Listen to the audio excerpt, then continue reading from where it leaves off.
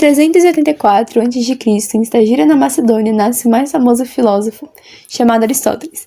O mesmo vinha de uma família muito simples e era filho de um médico da corte, chamado Nicômaco, que o introduzia conhecimentos sobre biologia e fisiologia. Com apenas 17 anos, resolveu se mudar para Atenas, a fim de estudar na Academia de Platão. Parceria que durou 20 anos, e que foi literalmente até que a morte o separe, porque com a morte de seu mestre, ele pensou que ia pegar o seu cargo, mas isso não aconteceu, porque o seu sobrinho ateniense foi lá e pegou.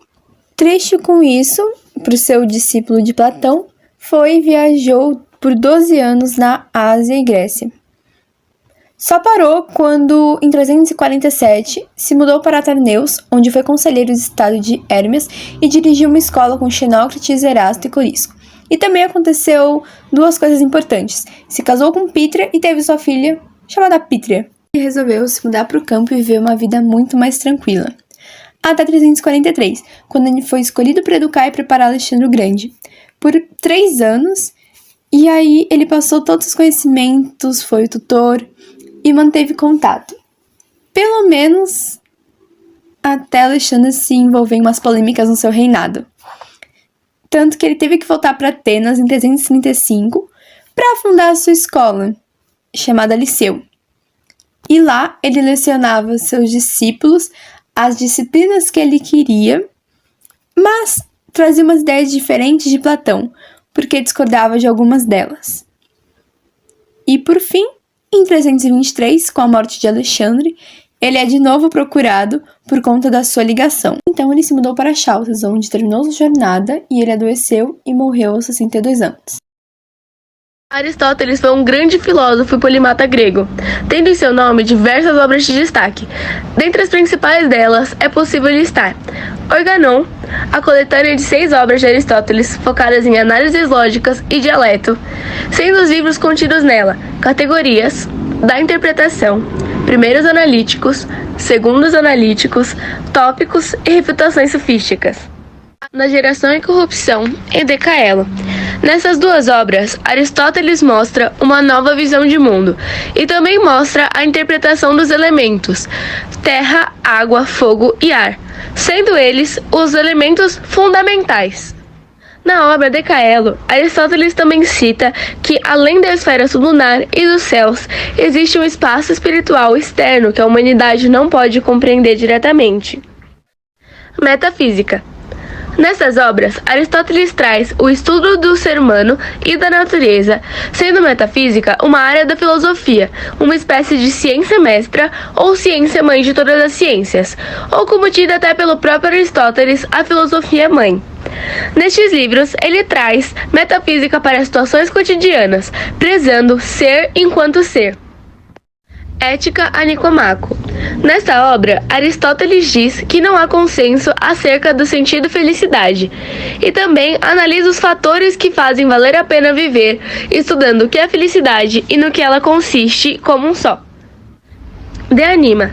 Nessa obra, Aristóteles mostra uma nova perspectiva da teoria da cognição humana, trazendo os iniciais conceitos de substância, de alma, de faculdade nutritiva e sobre os sensíveis próprios, visão, audição, olfato, paladar, tangível, mostrando uma reflexão sobre a alteração que os sentidos ocasionam no ser humano. Seguindo os passos de seu mestre e professor, Aristóteles formulou diversas teorias, teses e pesquisas ao longo de sua vida como estudante, filósofo e mentor. Porém, mesmo sendo discípulo de Platão, ambos possuíam pensamentos divergentes no que se referia a temas políticos e intelectuais. Platão acreditava que o conhecimento verdadeiro só poderia ser encontrado se buscado no mundo da ideia, o qual só pode ser alcançado por meio da razão. O mundo da ideia está presente em um plano diferente do mundo material e sensível, ou seja, um mundo tangível onde um indivíduo se baseia em seus 5 sentidos para concluir os fatos. Já seu aluno concluiu que se poderia chegar a esse conhecimento nesses 2 planos, tanto no mundo da ideia quanto no material. Aristóteles afirmava que só é possível usar a razão depois de realizar experiências de sensação, pois o primeiro contato do indivíduo com o mundo se dá a partir de seus 5 sentidos e, diante deles, pode-se formular ideias com o uso do intelecto.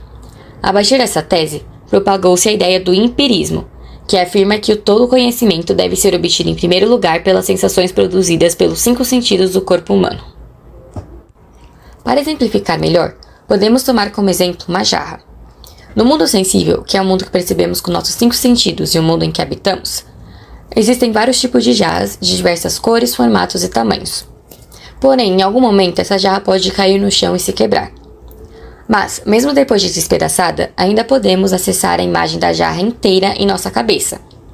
Para Platão, essa imagem dessa jarra está presente no mundo das ideias e é a verdadeira imagem de uma jarra que poderíamos alcançar, diferente das jarras presentes no mundo sensível, que são cópias imperfeitas da ideia perfeita, que está presente no mundo das ideias. Porém, Aristóteles acreditava que o mundo sensível e o mundo das ideias são um só, já que, para se ter a ideia da jarra, antes é necessário experienciá-la, ou seja, vê-la e tocá-la para saber como é o seu material e formato, por exemplo. Dessa forma, para se ter a ideia, antes é necessário saber como é a jarra, por isso os dois mundos estão juntos na ideia de Aristóteles. Outra importante tese do filósofo é a chamada eudaimonia, em que ele afirma que o bem é o resultado de todas as ações do ser humano. Segundo ele, o homem tem como único objetivo de vida a felicidade, em que ele busca uma boa vivência que seria alcançada somente por meio de boas ações ao próximo, com a finalidade de criar um meio de convivência justo e harmonioso. Dessa forma, Aristóteles afirma que o homem seria um ser social e político. Aristóteles acreditava que o ser humano é um animal político. Isso quer dizer que o homem é um ser social que precisa do coletivo por natureza para sobreviver. E como também temos o dom da linguagem, somos capazes de pensarmos, expressar opiniões e realizarmos o bem comum. Segundo o filósofo, a felicidade está intimamente ligada ao convívio social com outros homens. Sendo assim, a sociedade precisa do homem e o homem precisa da sociedade. Em sua metafísica, espécie de ciência mestra ou ciência mãe de todas as ciências, ele mesmo a chamou de ciência geral. Recebeu esse nome, pois a metafísica estudou todo, enquanto outras áreas da ciência se especializam estudando apenas uma área. Também estabelecida em sua metafísica, a filosofia estuda as coisas como elas realmente são e como se organizam racionalmente. Aristóteles estabeleceu a teoria das 4 causas, baseando-se no princípio da causa e do efeito. Para tudo o que acontece no mundo, o efeito teria uma causa anterior que deu origem a ele, a causa. Segundo sua metafísica, existem 4 causas que explicam a origem de tudo. São elas: a causa material, diz respeito à matéria que compõe um ser.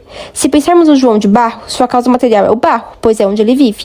Ou se pensarmos em uma estátua, sua causa material é o mármore, pois é do que ela é feita. A causa formal, o que dá forma à comunidade e que estabelece a ordem. Tudo tem uma forma que define o objeto. Se pensarmos na sociedade, o que dá a forma a ela é a Constituição. Ou numa cadeira, a sua forma para sentar é a forma da cadeira.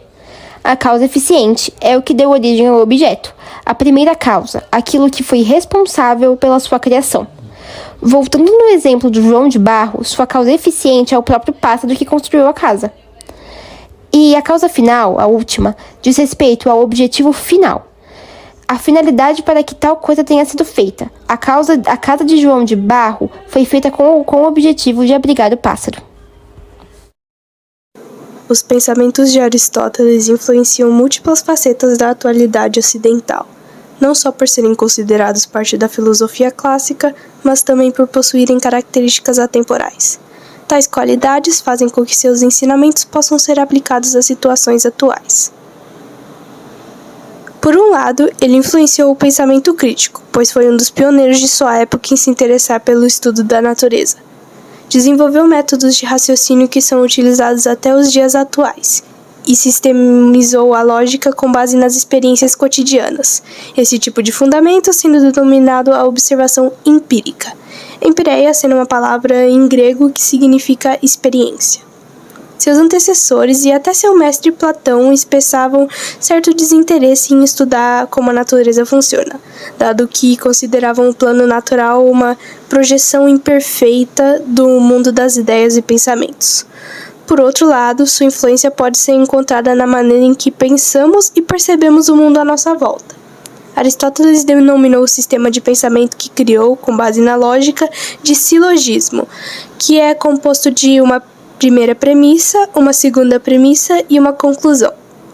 Para que melhor se perceba como esse sistema afeta nosso raciocínio, segue o seguinte exemplo, e o mais clássico de todos. Todos os homens são mortais, que é a premissa maior.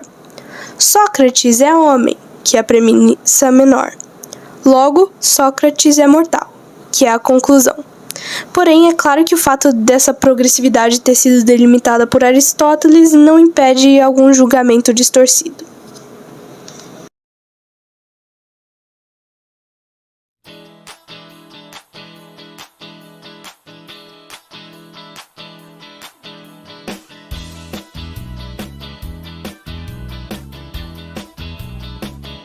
De gira são suas origens, e a filosofia conheceu. Foi apenas para então ser livre, e com Platão ele aprendeu. Já possuía sua teoria, mesmo que contra fosse o seu mentor. A metafísica e eudaimonia, Aristóteles propôs com vigor. Seguindo seu caminho, por fim ele fundou o Liceu. Com sua ideologia, a Grécia finalmente aprendeu. Eudaimonia e sociedade, o bem comum para a humanidade. Pra viver bem, queremos felicidade. Experiência e realidade, o empirismo mostra a verdade. Os cinco sentidos têm sempre uma finalidade.